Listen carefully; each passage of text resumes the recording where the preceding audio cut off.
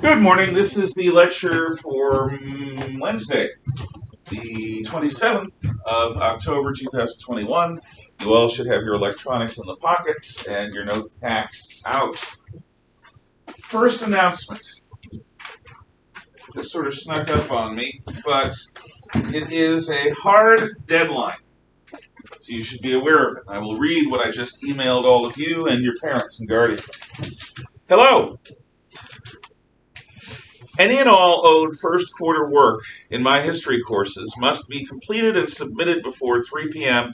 Pacific Daylight Time, Friday, October 29th, 2021. That's before 3 p.m. this Friday. Nothing will be accepted after this hard deadline. See me if you have questions. So what I really strongly recommend is that sometime today you look over what you owe by looking at your grades.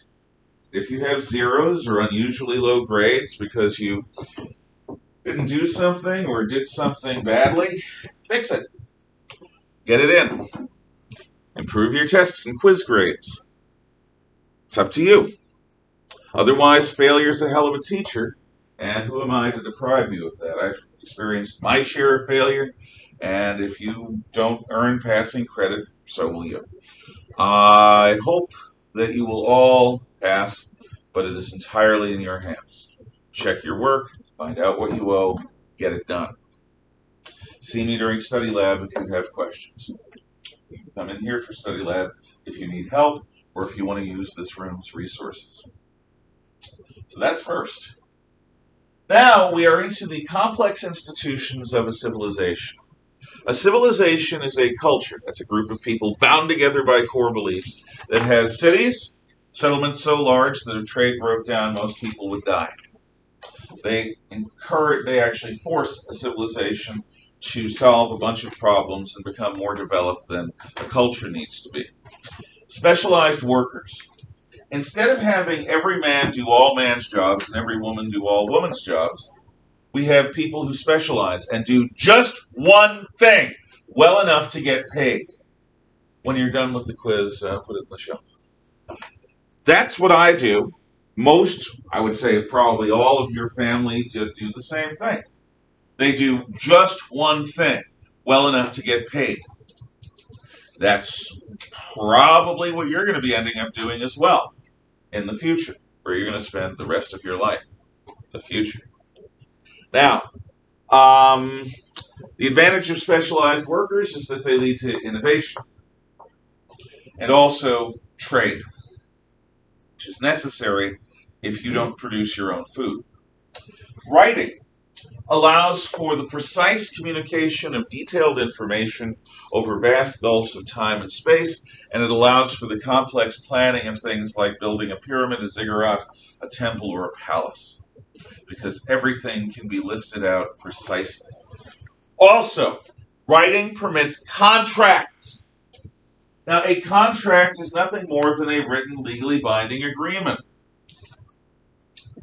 Back in the day, you got nomadic hunter-gatherers.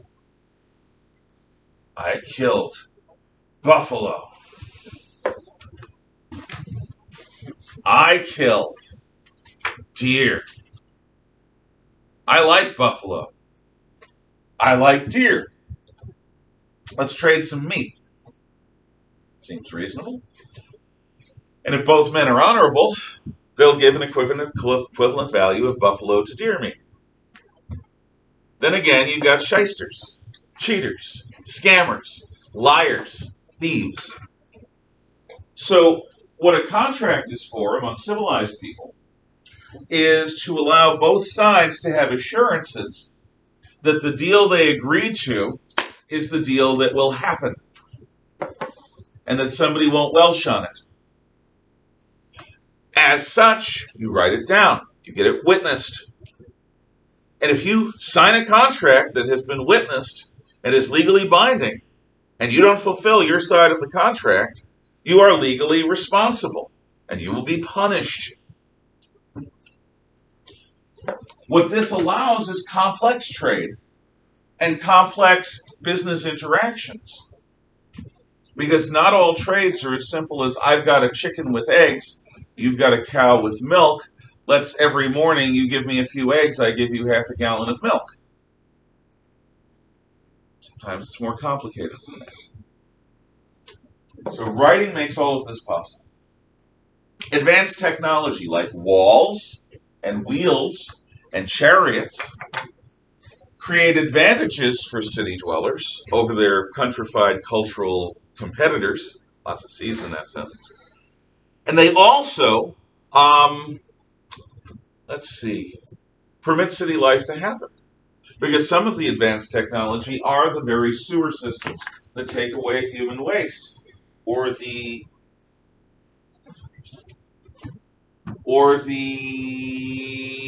water systems that bring in fresh water, or the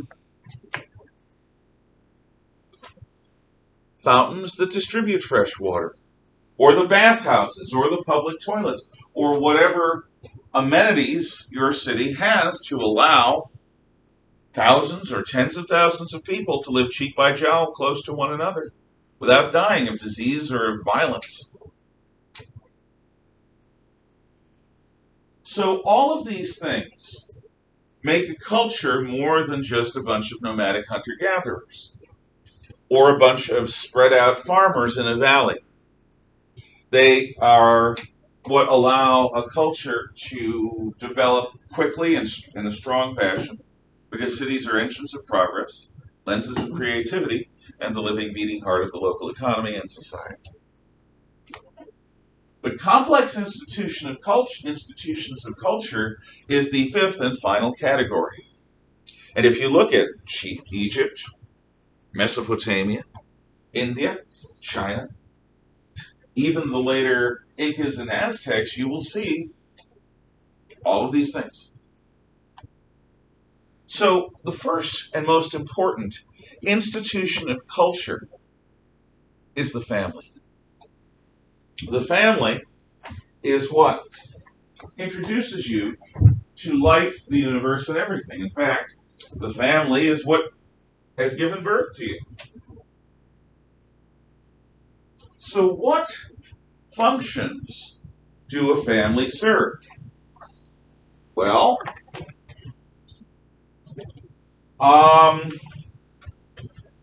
first off,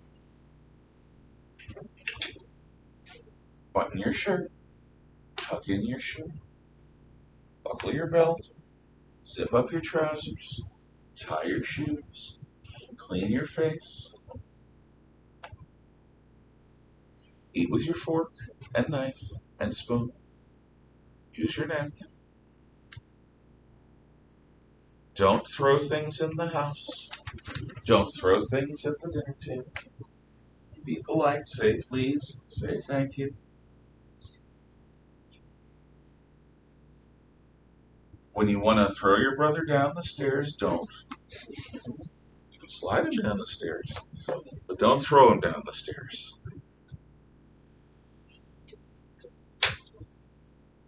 Families teach you the basics of how to survive in society, in civilization. Families teach you how not to be obscene, how not to be filthy, how not to embarrass yourself. Families teach you common decency. They teach you what you need to do to get by. They teach you basics of who the gods are and who the government is and what laws are and what is acceptable and what is not. They teach you the basics of everything. Now, people who don't learn from their families how to behave, about self-control, toilet training,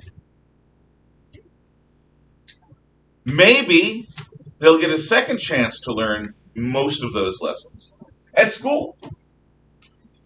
Now, school is not designed at every level to teach those things, but kindergarten, preschool, nursery school, they might be. Even the lower grades might spend some time on comportment, how you comport yourself, how you behave in public, how you conduct yourself, how you use your body, all that stuff. By now, freshman year in high school or higher, you all know these things. or you wouldn't be able to function in this school. You'd be in a different kind of school. The kind of school I started teaching in a quarter of a century ago.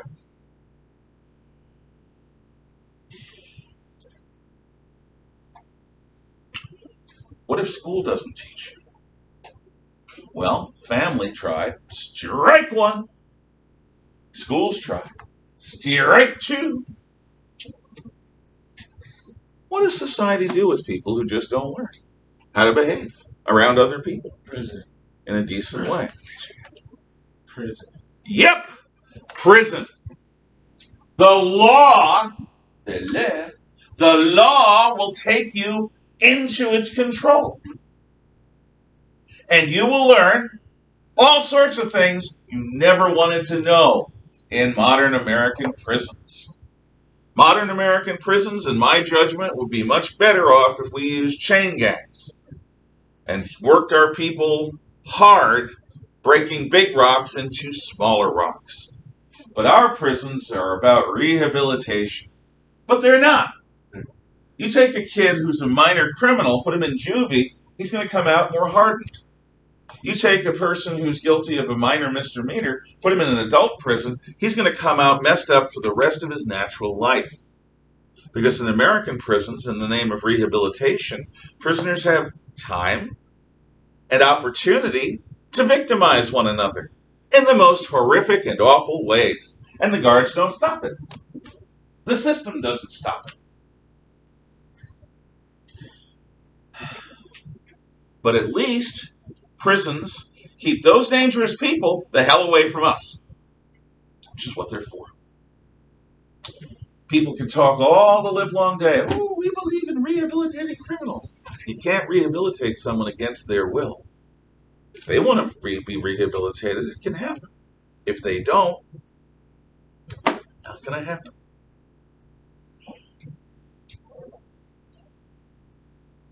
So, this brings me to one of Mr. Genorio's. Yes, I'm using the third person to describe myself. You know what's coming is going to be good if I do that. One of Mr. Genorio's basic rules of life. And that rule is, if you don't control yourself,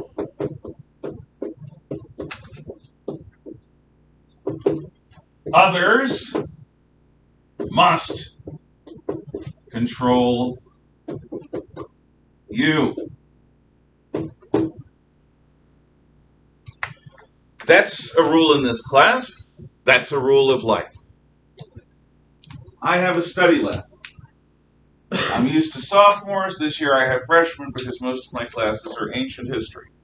Fine. I've worked with every grade 6 through 12. But my sophomores quickly understood my deal. I allow people to talk in my study lab, as long as it's library quiet. And of course, being lunkheads, my freshman study lab decided, well, we can talk, blah, blah, blah, blah, blah, blah, blah. And it got loud. And so I had silent study lab for a while, and now we're back with the experiment. Some people, God, I'm tempted to quote Blade. Blade, the vampire hunter. Some fellows, he doesn't use that word, are always trying to roller skate uphill. Some people just don't learn. I hope my study lab will learn, because if not, it's going back to silent. Why? Because I actually mean what I say. If you control yourself, I don't have to control you. This is a law for your parents, by the way. If you want more freedom, be good, and they'll give you more freedom.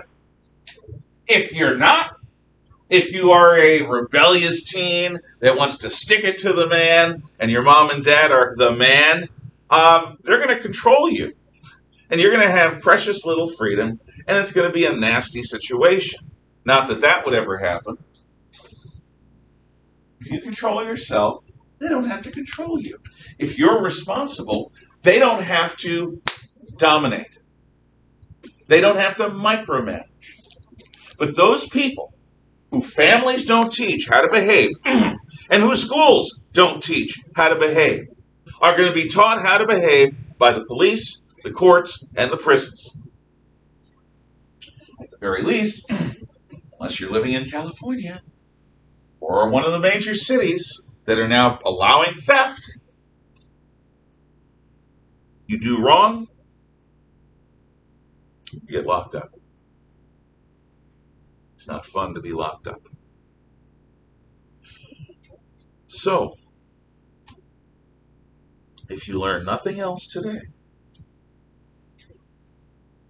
clear.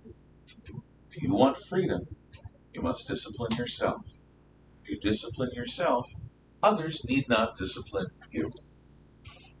If you fail to learn this lesson, life will teach it to you. I am totally confident in that. And trust me, this is not me preaching about nothing. There are people my age that still haven't learned this lesson. And they suffer. And everyone foolish enough to be involved with that suffers because they just don't get it. Control yourself so others don't have to. So this is what families do. They teach the most basic of lessons. They also provide an emotional and framework for life. Families can teach you how to love, or they can teach you the opposite. Families can teach you how to trust, or they can teach you about betrayal. Usually it's a combination of everything, because people are people. There's no such thing as a perfect family. There's no such thing as a perfect set of parents. There's no such thing as a perfect child or teenager. We do our best with what we got every day. So now we're going to talk about different types of families, now that we know the jobs that families do. Most Americans have no contact with the most common type of family in human history or around the world today. Because the most common type of family in human history and around the world today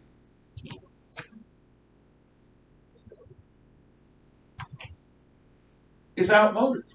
It's inconvenient. It's called, let's throw this away, visible piece of plastic. You may not even see it. It's there. Saved you from it. Thank you. So, what is this common form of family? Well, it's called the extended family. In the extended family, everyone lives under one roof. Grandparents, granduncles, grandaunts, parents, aunts, uncles, sons, daughters, cousins, nieces, nephews, children, grandchildren, all together. Some extended families, half a dozen people. Usually that's pretty small. Some extended families, over 20 people. That's pretty large. Usually it's somewhere around a dozen, 15, whatever. The extended family is the norm.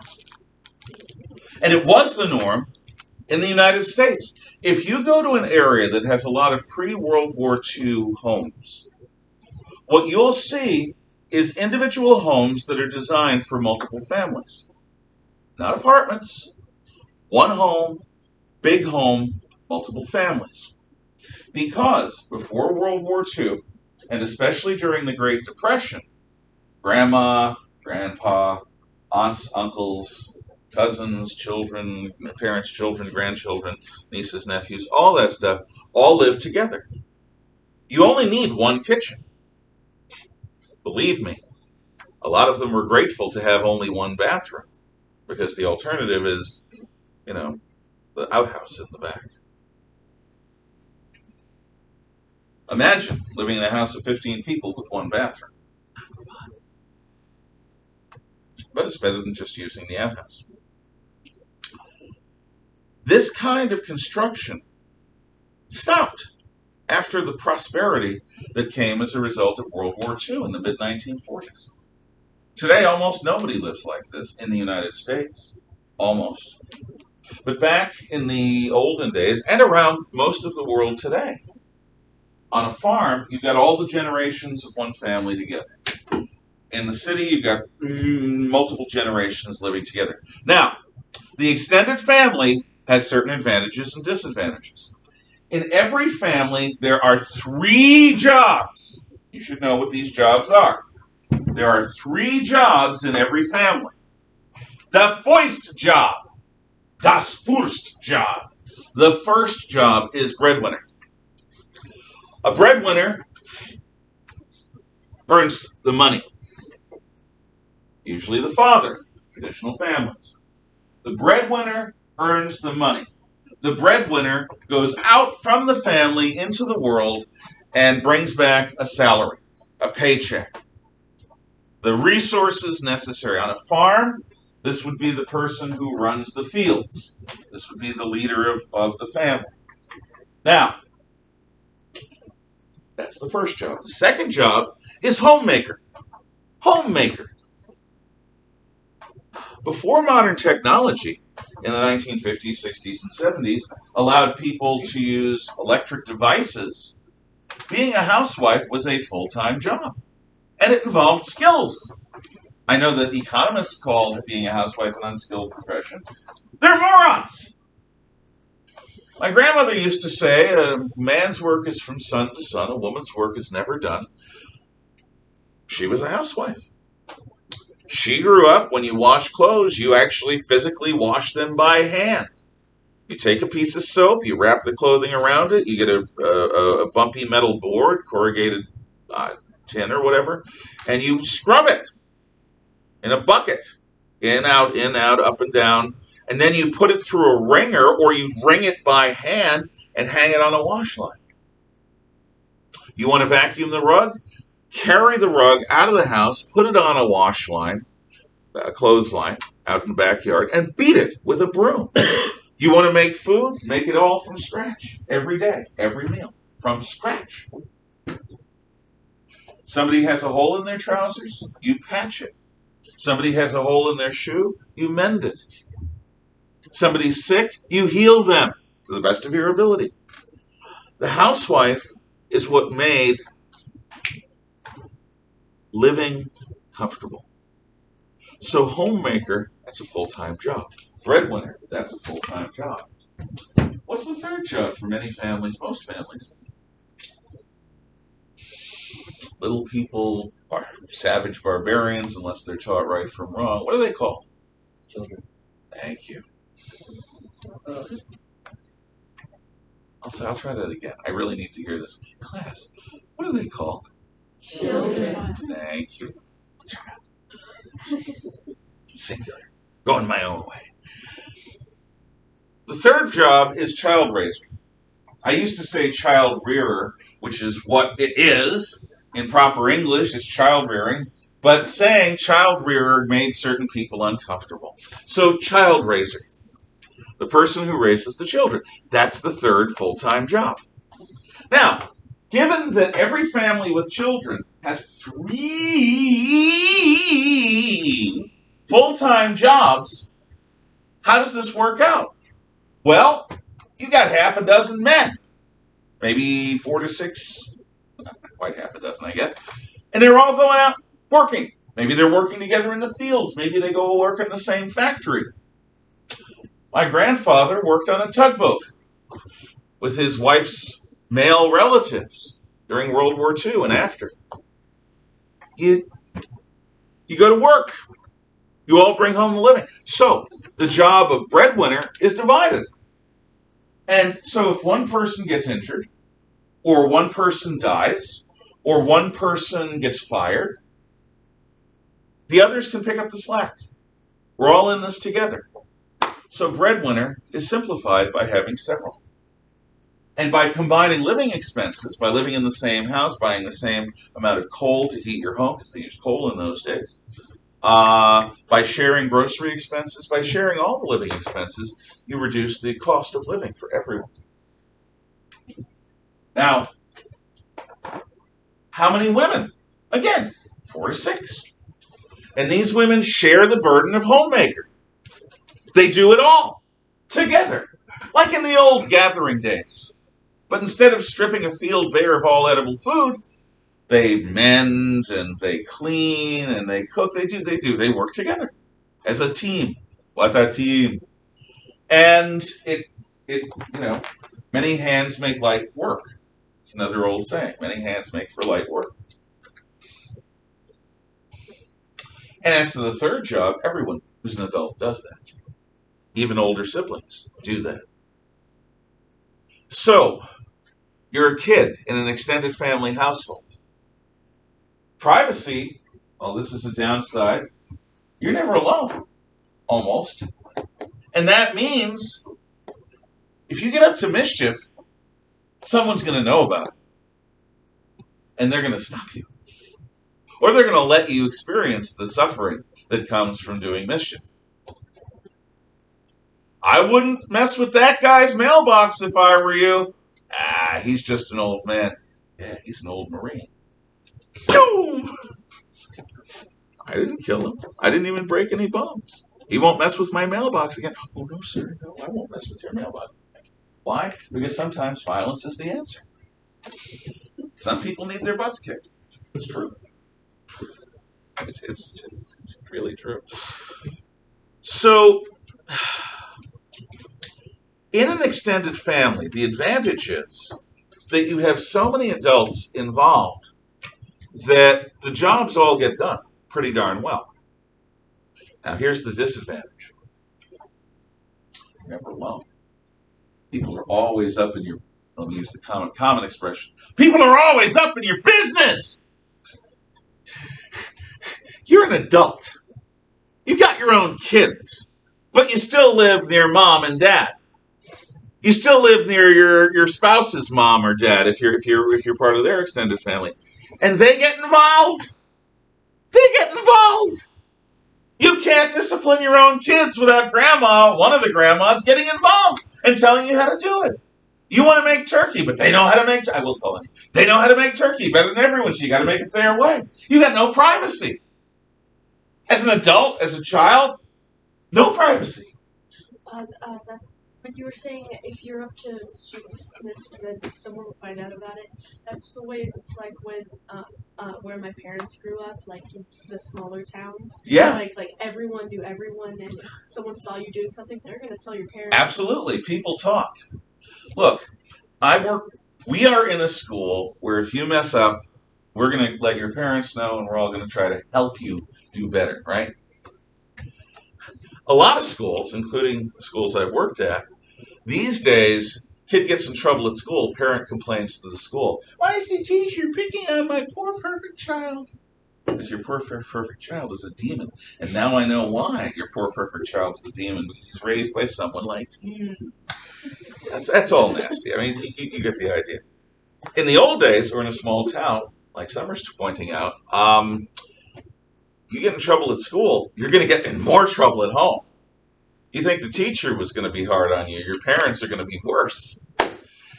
The power and the glory will be demonstrated in one way or another. So, people learn.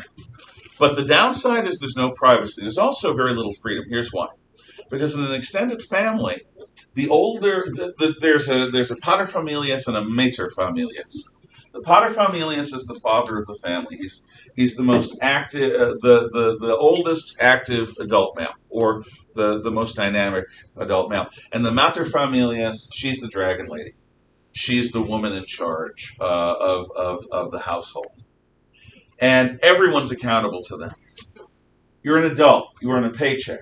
It goes into the family fund. You may get an allowance if you're lucky as an adult.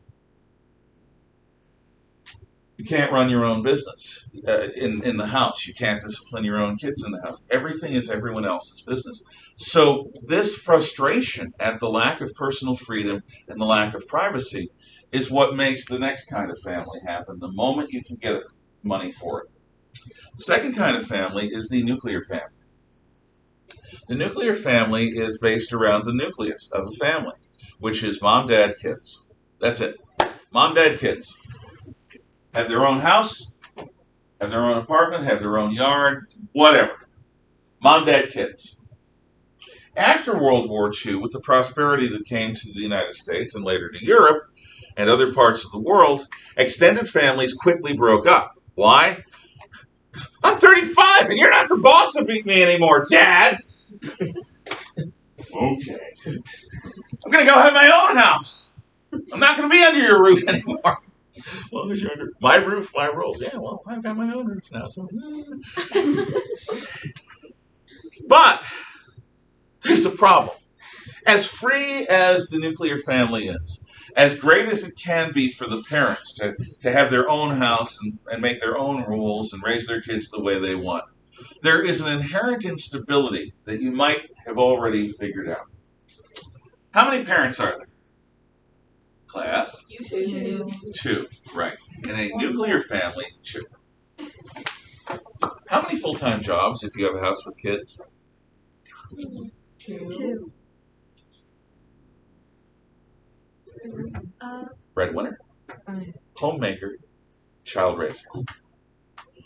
3 full-time jobs, 2 adults.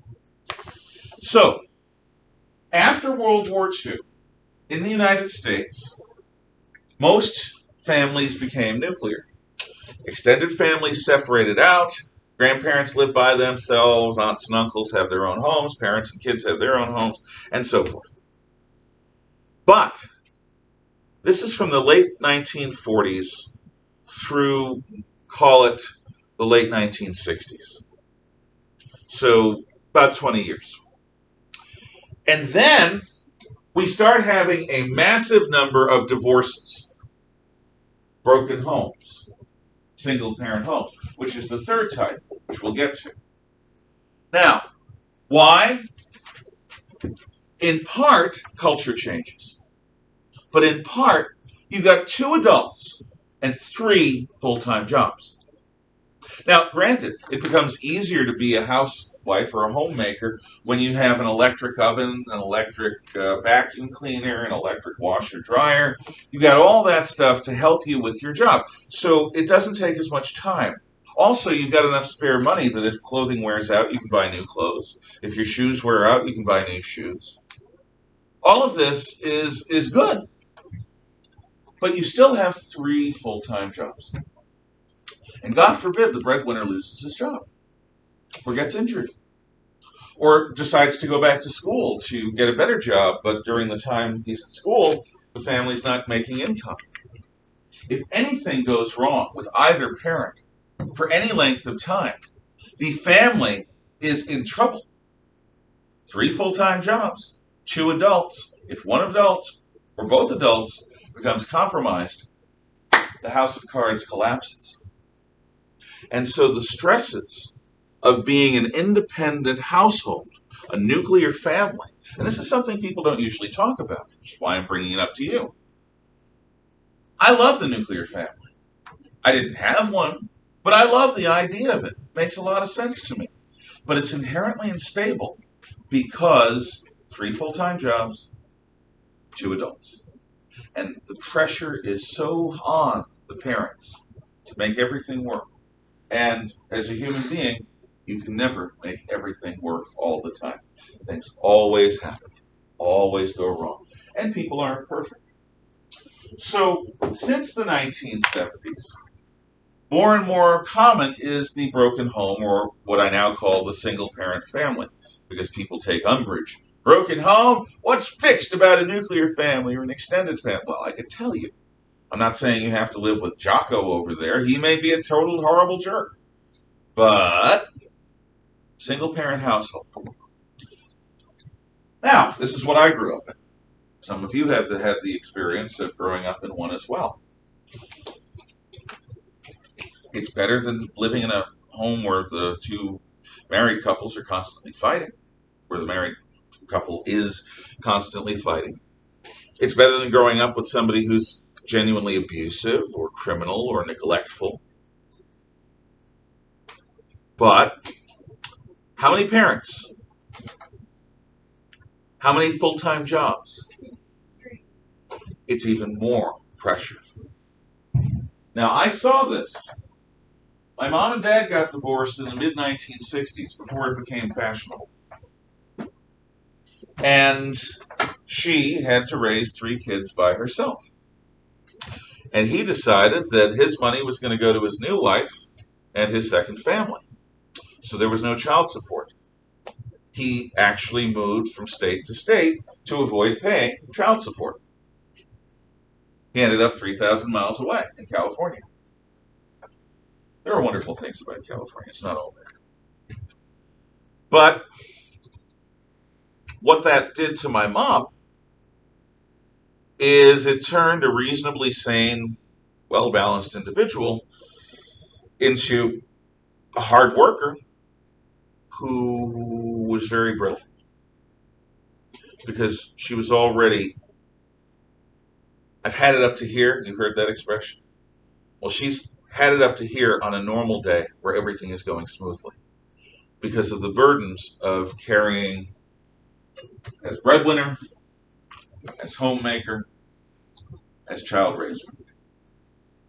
I suspect that anyone who you know who's in a single parent home understands the pressures that are on the parent in that situation. And people handle the pressures differently. But unless the parent is completely neglectful of their home or their kids, it's a rocky ride. In any case, these are the three types of families that I see. Questions, comments, thoughts? I don't know if any of you are in extended families. That's pretty rare today, where you live with everyone. I tend to believe, yeah. So I live with my mom, my dad, and my brother. And then my grandmother lives with us. What would that be considered? That's a nuclear family plus. Yeah. Or it's an extended family minus. It's in the middle. Yeah. Depends on what your grandma does. And I don't want to know. In some cases, grandma lives in with the rest of the family because otherwise she'd be in a nursing home, and she's tired, she's old, she's just trying to. Everyone's there to help her. Sometimes grandma or grandpa lives with the family, and they rule it. They are the dominant person. So it depends. But even then, one extra person doesn't necessarily, I think, make an extended family. It's somewhere in the middle. These are general categories anyway. And I'm not saying being a single parent is bad. I'm saying it's hard. I'm not saying it's bad. Life is life. You do your best. I've said that before. I'll say it again. I'm not saying nuclear families are the best. They can be good if both parents are good parents. Both people are good people. Not everyone's a good person. And there's the inherent instability. And the extended family, for all of its advantages, you've got no freedom or privacy from everyone else in your family. Everyone knows everybody else's secrets and business, and it's uncomfortable. Now we go to faith. Faith is at the heart of most every society. Because remember, a culture is a group of people bound together by certain core beliefs. Well, who helps people remember what those beliefs are? The priests, the shamans, the witch doctors, the holy men, the witch woman. Whatever society you have, culture or civilization, faith that life is a certain way, that our lives are for certain purposes, and that certain things are good and certain things are evil, certain things are right and certain things are wrong. And we are clear on all of this. That is the purpose of faith in a society, the functional purpose of religion. You don't have to believe in God to appreciate that if you have a decent religion, a religion that is positive in many ways, society can be better off than if it's at religious anarchy. The society is coherent. People agree on the basics of life. And crime tends to be lower. Abuse and violence tends to be lower. Because more and more people genuinely believe. So, one type of faith, arguably the most primitive, is called animism. And what animism is the belief that everything has an awake, aware soul and personality. The belief that everything has an awake, aware soul and personality. Animism is the belief that everything has an awake, aware soul and a personality. So you have the Druids and modern Wiccans who interact with trees as if they're people, who respect the gods of stream and of surf, waterfalls who sacrifice. If they're going to eat, they put a little of, they dump a little of their drink on the ground, they put a little of their food and scatter it as thank you, because they believe nature is filled with not only living things, but things that have an awake, aware soul and a personality. Japanese Shinto goes further. Japanese Shinto says not only natural things are alive and have souls, but man-made things too. So a battleship has a soul and a personality. A skyscraper, a train engine, an automobile, a furnace. Japanese Shinto argues that kami, K-A-M-I, which are divine spirits, inhabit all of them. They believe they live in the land of awake, aware gods. Earthquakes, volcanoes, tidal waves, all that stuff. Because the land is unquiet under their feet. So Japanese Shinto, which is animistic, takes the idea that everything has a soul and you can talk and listen to everything to an extent that most other religions don't, by including the works of man. That's animism. I've given you a definition, and I've given you examples. Druidism and Shinto. Polytheism. I could make a cheap polly-want-a-cracker joke. I was really tempted to because I'm lame when it comes to a sense of humor, but I resisted that urge. Polytheism is the belief in many gods. Poly, many, theos, God. Polytheism, a belief in many gods. The Greeks, with their Olympian gods, are polytheistic. You've got Kronos and the Titans, who were overthrown by Zeus and the Olympians. You got Zeus. You got his wife Hera. They don't get along. You got Aphrodite, goddess of love. You got, I think Demeter is the Latin word for the goddess of the hearth or farming. Yeah. Yes. I thought Hestia was Hestia. the goddess of the hearth. Hestia. Okay. And then Demeter is of farming and agriculture. Okay. Excellent. Thank you. So Hestia is goddess of the hearth, and Demeter is the goddess of agriculture. Ares is the god of war, and Hermes is the god of messengers. Yes, messengers have their own god. Hephaestus is the blacksmith, and he loves Aphrodite. But he's a misshapen, hunchback sort of being. So polytheists believe in many gods. And if you look at the Norse gods, they have influences from the Olympians. You've got Odin and Freya and Thor and all the various others. Loki. In a polytheistic religion, you have many gods that either have human traits, and or they are for different aspects of life. So Zeus, he likes them human women. And he routinely sneaks away from Olympus, sneaks away from his wife Hera to have the sex with the human women. Hercules comes from one of these unions. Hercules is a demigod. He is half god, half man. He is the son of Zeus and a human woman. And he's only one. There are many. It's one of the reasons Zeus and Hera don't get along. Because Hera doesn't like being cheated on.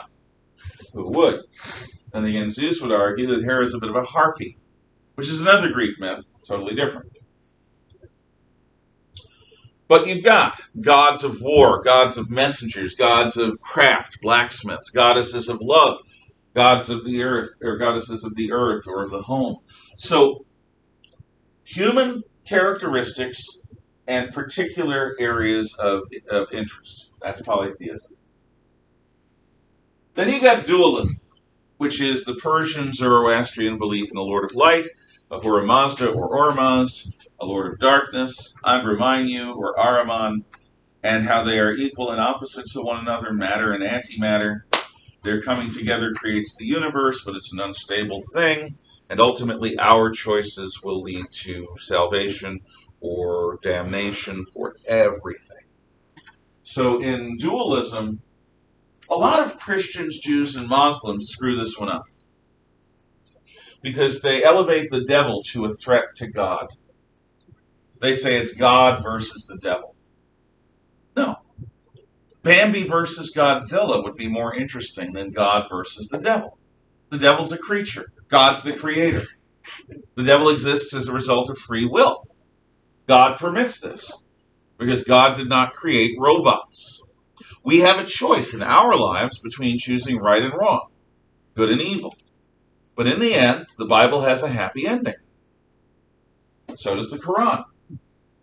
God wins. How couldn't he? He's omniscient, omnipotent, omnipresent. Devil ain't any of those things.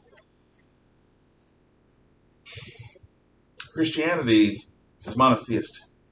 It's not dualist. The devil in the long run is no threat. Evil in the long run is a confusing lie.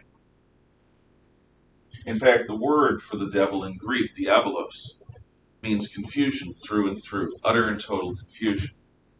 Evil spreads because people lose their perspective. They lose their sense of proportion. They lose what's really important to them. They become confused. And they embrace wrong choices. Monotheism is the belief in a single, all-powerful, all-knowing God.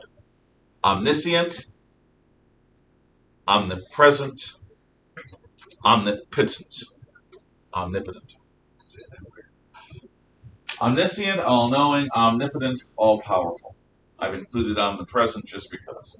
It's another omn word. And omn words are just fun. Now, in ancient times, I think I'll leave it. What time? No, I'm not going to leave it there. In ancient times, in pre-industrial times, they had a very different outlook about basics. Today, in modern times, we are materialistic. Why? Because science measures empirical data about matter. In fact, many of us are materialists. And that belief is, if it ain't matter, it don't matter. If it ain't matter, it don't matter. That's materialist. So a materialist would argue that this podium is real, that your brain is real. However, your mind and soul are fantasies, are fictions. They're just in your imagination. They're simply dreams. And dreams are equated with unreality. Reality is stuff, physical stuff, stuff in the physical objective world. That's a very modern way of looking on things. The ancients knew that was wrong. The ancients, around the world, in most cultures, in fact, in all that I know of, cultures and civilizations, they look upon this world as something magical. And they don't look at the physical world as the totality of reality. Say that 10 times fast. The totality of reality.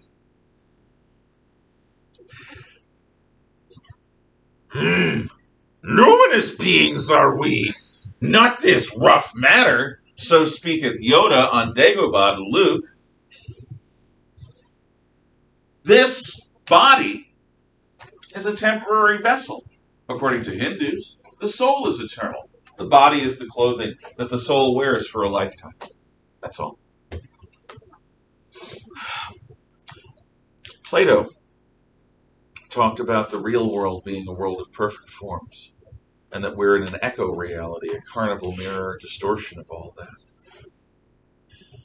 To the ancients, a thunderstorm was not merely a roiled up atmosphere with discharging electricity. The gods were fighting, or the giants were fighting, or justice was being done, or maybe they were bowling.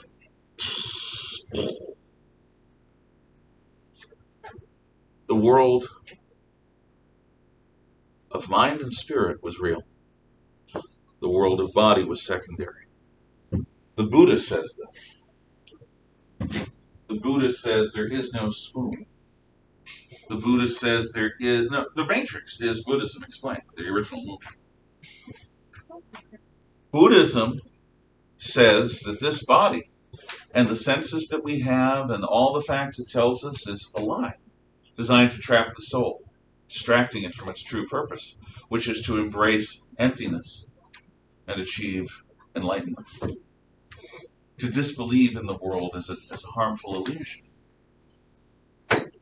That is much more in keeping with pre-industrial ideas than our materialism. And I've already talked to you about the roles of faith, church, and clerics. It is to keep the culture coherent around the core beliefs that everyone stands for, to remind people of what is right and wrong, what is good and evil. Without that, without a priesthood, without a church, society goes off the rails, and you end up with people confused about certain basic issues. Not that that would ever happen to us. Ha ha! Thank you for your time. Bye-bye.